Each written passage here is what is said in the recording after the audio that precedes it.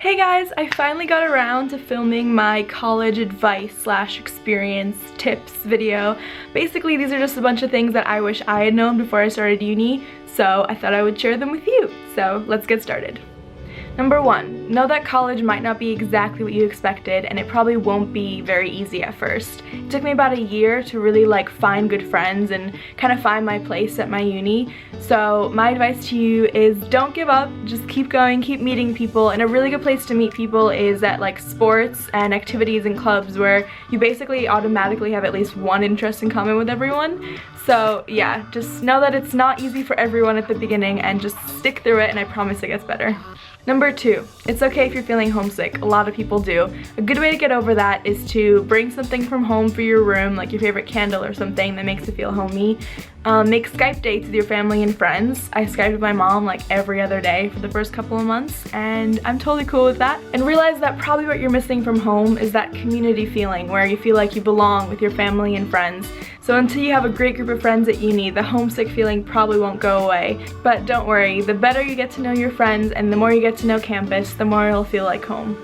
Number 3, remember that everyone else doesn't know anyone either and everyone's looking to make friends. So this is actually the perfect time to meet people. Just go up and introduce yourself, because chances are that person's looking for new friends too, and you kind of have nothing to lose. My main study tips for you are to find a place that is only for studying. So I had a desk in the library where I'd go a few times a week, and as soon as I sit down, I'm like, no phone, no Facebook, none of that. This is my workplace. So find a place like that you know is just study time. The next one is to break down your work so that you do a little bit each day, which I know that a lot of people don't do, and I didn't do this. The number of times that I stayed up writing papers the night before they were due is just too many that I wish to admit. But I promise you, if you do an hour each day versus 10 hours a day before, you will feel so much better and your life will be so much better. If I could go back, that's one of the main things I wish I could redo. And also, don't forget to take breaks. So go out for a breath of fresh air or meet a friend for lunch or something. But it'll actually help you remember things better than just studying for 8 hours straight, and then everything gets jumbled up in your head. So just get up and let yourself breathe once in a while. My next tip for you is to travel as much as you can. The friends of mine that studied abroad said it was honestly the best time in their whole college experience. And I didn't study abroad, but I went away for every vacation basically. This is the best time for you to be planning amazing trips with your friends, because once you all start working, the chance of all of you having time off at the same time is not that high. So make use of this time now and travel as far and as much as you can. Tip number 6 is to get a part-time job. So this is how I paid for all my travels, and I actually had to pay for all my living expenses as well. But even if you have those covered, it's still so good to have extra money on the side for traveling or anything else you want to do. So I bartended and waitressed, but I just found out about this really cool website, care.com, which I'll put in the description below, which is for tutoring, babysitting, dog walking, dog sitting, all that kind of stuff.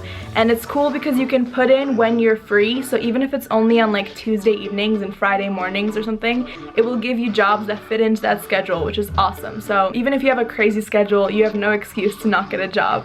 Tip number 7 is to try new things, and I can't stress this one enough because this is the perfect time for you to be trying something you've always wanted to do. Take a salsa lesson, take a photography class, start a blog, anything. This is the perfect time for you to be doing something like that in your free time, which chances are you have a lot of. So instead of binging on something on Netflix, go do something that you've always wanted to do, and I promise this will be a way more rewarding way to spend your time. Tip number 8, learn to cook a few simple, healthy dishes. Just because everyone else is living off of cereal and noodles doesn't mean you should be too. A few of my favorites were I would eat oatmeal and fruit for breakfast, still pretty much do, salad for lunch, and for dinner, one of my favorite things to do would be once a week to bake a huge tray of vegetables and just keep them in the fridge and throw them in the side of chicken or on top of pasta or something. It's a really easy way to kind of pre-plan a bunch of meals. So yeah, just learn 5 or 6 easy, healthy meals and keep them on rotation. Promise you'll thank me for this one later. Tip number 9 is to look for your strengths while you're in college. I didn't do this, and I honestly had the hardest year of my life after college. I'll link my quarter life crisis video here, but basically when I graduated I felt like I had no skills and I just didn't know what I added to the world, and I wish that while I was at uni I could have focused more on like finding what made me happy and what I was really excited to be learning about, because those little things, if you look out for them, they're little clues that will lead you to finding your dream job. And tip number 10, remember that very few high school graduates know what they want to do with the rest of their lives, and the ones that do probably won't end up doing that. So in short, don't go to college just because you think it's the responsible thing to do. You know what's more responsible? Not spending $20,000 or more a year on a random degree that you picked just because you think you're supposed to go to college after high school. I recommend taking 6 months to a year off if you're not ready to make school a priority yet. Okay guys, that's it. I feel like there's a bunch of stuff I didn't cover, so if you have any questions, just leave them in the comments below, and give this video a thumbs up if you want to see a Q&A video, because I have a lot more I can talk about. But thank you so much for watching, and I hope you liked this. I hope this helped, and I'll see you guys next time. Bye! Good morning guys, I'm in Jackson Hole, Wyoming, visiting one of my best friends ever, Kate. Leave it all, leave it all, leave it at home. Woo! Well, I just wanna make sure